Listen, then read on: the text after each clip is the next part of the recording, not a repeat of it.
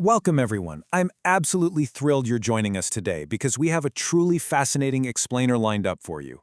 Usually when we talk about space exploration, we're digging into rocket schematics, orbital mechanics, or mission data, the hard science stuff, right? But today, we're going to deconstruct something entirely different yet honestly just as powerful. We are looking at a unique, multilingual poetic dedication. It's this incredible text where the highly technical, precise world of space exploration collides right into deep, raw human emotion.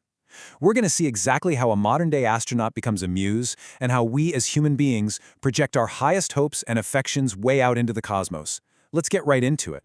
Okay, let's dive into this because this specific line is literally the perfect hook for our whole journey. The author of this poem writes, "Pyari si lage suit में तुम, rocket se chalo space में तुम." Now, that translates to, you look lovely in your suit as you travel to space in a rocket. Actually, just stop and think about that imagery for a second. It is such a brilliant, unexpected juxtaposition. I mean, for centuries, poets have written about their muses sitting by a sunlit window or, I don't know, walking through a beautiful garden. But here, the muse is literally wearing a pressurized spacesuit and strapping into a rocket. It immediately tells us we are dealing with a totally 21st century romance, seamlessly blending the ancient art of poetry with the cutting-edge reality of spaceflight. Part 1. A Cosmic Declaration of Love. So to really understand this dynamic, we need to look at the two figures at the center of all this, our poet, Benanda, and the subject of his intense devotion, NASA astronaut Zena Cardman. Now, before he launches us into the stratosphere, Benanda actually grounds the poem in some pretty familiar territory. He repeats the word kul surait, which means beauty. And he notes, Teri ankon me hain payari si teri muskurahat, admiring her lovely eyes and her sweet smile. It's a very grounded, almost traditional way to start. He's establishing a deeply human connection first, He wants to appreciate Zena as a person, admiring her smile and her everyday presence long before he begins to conceptualize her as this grand explorer of the universe. And then we get this incredibly striking line. Almost out of nowhere, the poem switches into English, and the author totally breaks the fourth wall. He says, "You must be thinking who I'm? My name is Benanda, in love with you." I mean, wow. The sheer, unabashed vulnerability of this moment is just incredible. He knows he's writing to a literal NASA astronaut. He completely understands that the distance between them, both geographically and experientially, is just massive. Yet, he directly identifies himself to his cosmic muse anyway. It's this moment of pure bravery, reaching out across the void to essentially say, "Hey, I am here, and I'm watching you with immense admiration."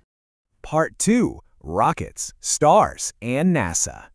Now, what's really interesting about this next part is how that earthly vulnerability serves as a launchpad, because suddenly the entire universe is invoked to celebrate Zena. He describes her brightness as being like the sun's rays, Suraj ki kirno jaisi roshni.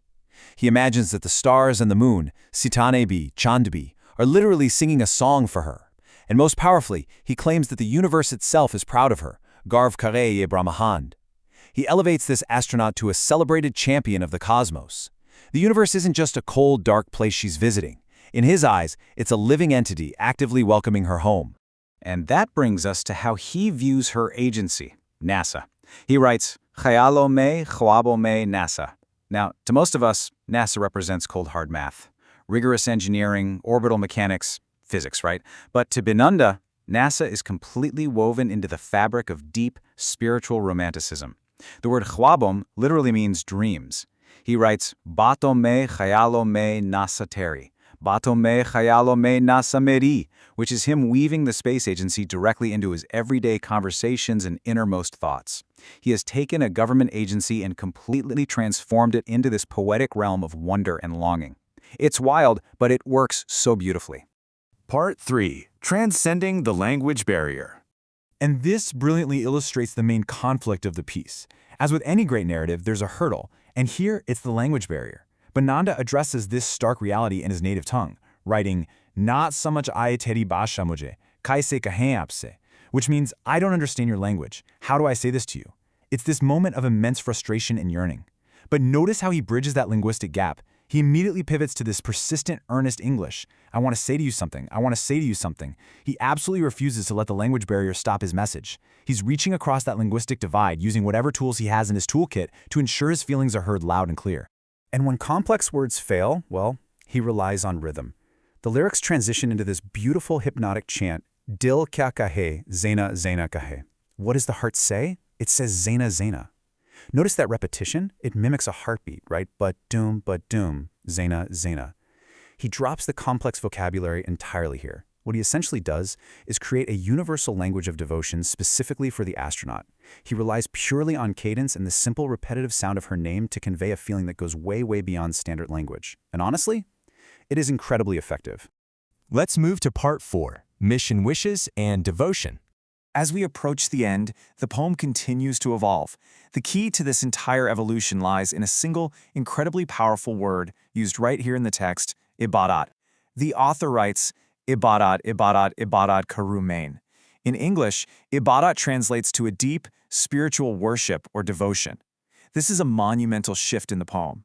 He declares, Atma Jan Sara Jahan, Honge Te, meaning his soul and the whole world will be hers. He even promises Kamoshi Kamoshi Kamoshi Intizar Karlu, that he will wait for her in silence. It's clear that she isn't just a crush anymore. She has become a celestial figure worthy of total, patient reverence. So the crucial point is, after all of this sweeping, cosmic romance, all this talk of the universe and deep devotion, the poetry suddenly snaps right back to grounded reality. It becomes a pure, simple blessing. He writes, Adoration separe, may you be filled with happiness, and follows it right up with, thank you Zena, best wishes for your future space mission. It completely reframes everything we just read, doesn't it? This massive, epic romance is, at its core, simply an incredibly passionate fan wishing a space explorer a safe, successful flight. It is so utterly charming and just deeply moving to witness. Which leaves us with this final thought for today. When we send people into space, we aren't just sending scientists and pilots up there in metal tubes. We are sending representatives of humanity, and as this beautiful poem clearly shows us, those explorers ignite something profoundly deep in the people watching from down below. It really makes us ask, how does our journey into the stars inspire the depths of the human heart?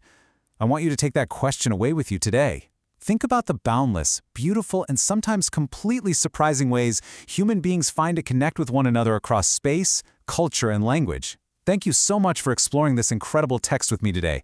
Never stop looking up, and definitely never stop being curious.